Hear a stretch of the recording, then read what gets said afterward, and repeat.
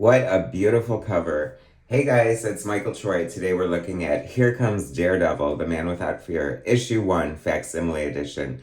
Cannot wait to share it with you. Subscribe to my channel if you haven't already. Hit that like button and let's get right into it.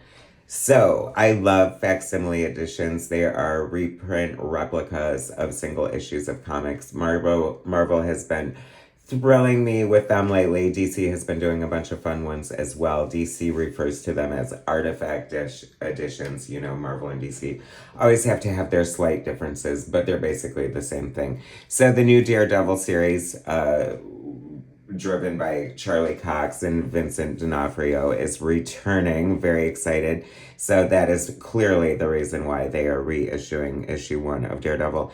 And I, for one, was very thrilled, as with many of these facsimile editions. I've never read them before. I've never read Daredevil #1. I have to say, it was so much better than I thought it would be. Although I think I go into them with realistic expectations, I was surprised how much is intact here. It's pretty amazing, the original costume he had. This cover is gorgeous. I'm assuming it's drawn by interior artist Bill Everett, who I don't have a ton of familiarization with. I mean, I know, of course, he drew Submariner. I know his art is beautiful, but I was so blown away and impressed. I love his version of Spider-Man. It looks like a strange hybrid between Ditko and Kirby right there. The Fantastic Four. I love these collage kind of montage covers. You know, clearly they're testing the waters. They're like, Spider-Man was a hit. Give Daredevil a try. This corner box is amazing. I love the art so much. I don't even mind the red and yellow costume. It's kind of fun, right? I mean, he's blind, so what would he know?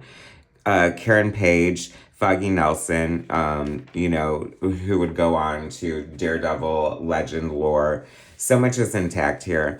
I love how, like, how much of a huckster Stan Lee is with his, "Now we congratulate you for having bought another prize first edition. This magazine is certain to be one of your most valued comic mag possessions."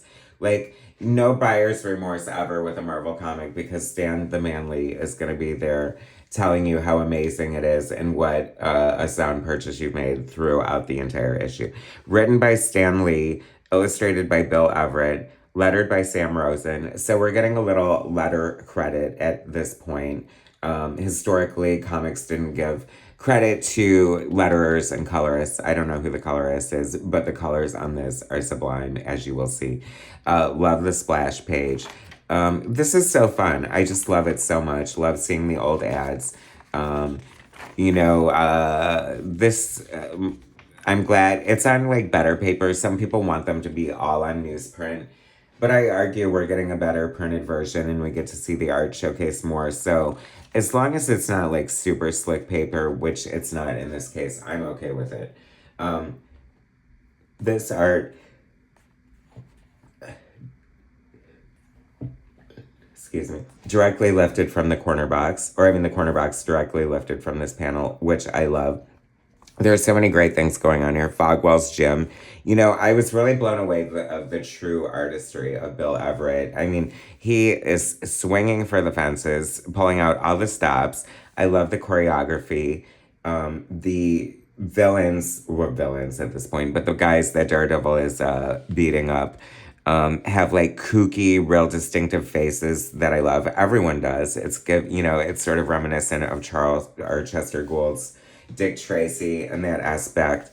Everything is so, I know this is going to be a while. Like, he draws, like, there's a really, like, elegant, pretty quality to his art. And the one thing that stood out to me as kind of funny, I don't think there's a good example, but some of the choreography looks funny. Like, when Daredevil's upside down in these perfect poses, it just makes me chuckle a little bit. And then we get sort of an origin story, which I feel is different from what Frank Miller would present later, specifically thinking of that story with John Romita Jr., where originally it appears he didn't have his powers until the accident that caused his powers didn't happen until he was like almost an adult. And I strongly remember, unless I'm not remembering it correctly, Stick, like, teaching him as a kid, but I could be wrong. Like, This looks very queer coded in a way, but that's all I'm saying. I don't know, but it's like almost, but very like sign of the times, like Charles Atlas, kind of like 1960s gym, almost dad bod in a way, but still fit. Anyway, that's my hot take on that. There, look at how gorgeous all this like inking is. It's just so beautiful. I really, really am not shocked that I think this is the only issue he would draw. I don't know if there was a dispute. I know that there would be a dispute with Stan and Wally Wood over writing credit because the Marvel method, I guess Wally felt like he was writing it basically and at least deserved a co-writer credit, which Stan was not willing to give. So he lost Wally Wood on Daredevil, which is a huge loss. Like it was bad enough losing Bill Everett here. But then I'm kind of really wanting to see like I think John Romita Jr. would come, or John Romita Sr. would come in to save the day. And who doesn't love his art, right? But it's so fun. You know, Daredevil's father is a boxer, so he wants a better life for his son. You know, tale as old as time. I don't want you to get beat up for a living. Ironic, right? I want you to be something like a lawyer. So he would become a lawyer. I love how on point Karen's 1964 gorgeously coiffed hairdo is amazing. And Foggy, I don't know. There's just something great about Foggy. Speaking of the 60s, he's giving me like Lumpy Rutherford energy. If you know, you know. X-Ray Vision, Hypnocoin. I mean, Grit, the family newspaper. Did you all read Grit? Did your family have a subscription to Grit? I am like so fascinated by Grit. I always remember seeing the ads. Never ever read it. Never came across a Grit in real life or anything like that. So if you have any Grit intel, please feel free to sound off in the comments. I would love to hear it.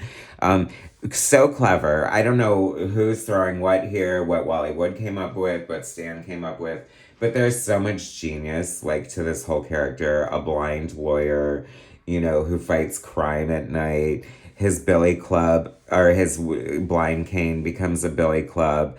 I kind of do, especially drawn by Bill Everett here. This is freaking amazing. I love the original costume. But, I mean, arguably, the all-red one is clearly, you know, the e-ticket and the most beautiful costume. I'm so excited about the return of Daredevil. Like, who doesn't love the Charlie Cox version? It is so good. I cannot wait. Is it Reborn? Is it year one? I don't know, but it's going to be so good. See what I mean about the coloring? Like, how the different pops and, like, just like sort of like really drastic. You know, they had a limited color palette, so they're kind of just doing whatever variety's sake. If they know anything about color, I don't know. So, you know, it was kind of a mixed bag. For all I know, Bill Everett could have colored it, but I doubt it. I don't know. He did everything else. 1964, isn't that crazy? I just, I always, like, I was born in the 70s, so I've kind of always been in love with the 70s and the 80s, but I do have an affection for the 60s, I can't lie. That is a big-ass pearl necklace for some young ingenue from, I'm assuming, the Midwest coming to New York to work at a law office. So, and poor Karen Page, oh my gosh, little did we know. But you can almost see it in her face, the horrible future that awaits her. I don't know. Anyway, this is so good, isn't it? I just love just the art alone. You know, it's all about the art for me.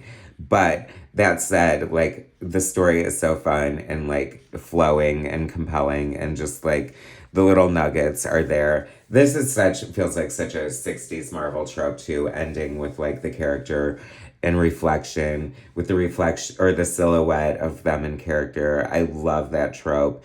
When I speak of comic tropes, I mean things that are unique to comics and make them great and special, like thought balloon sound effects and silhouetted shadow costume, blah, blah, blah. Yabuwaza, boys, men, I'll help you master Yabuwaza. Honestly, never heard of that before either. For only $1.98. Wow, you too can master Yabuwaza for $1.98. Anyway, fun, fun, fun. Love Daredevil. This is so great. What an amazing, epic first issue. You guys gotta pick this one up for sure. Thanks for watching. Subscribe to my channel if you have not already. Hit that like button, and I will bring you more soon.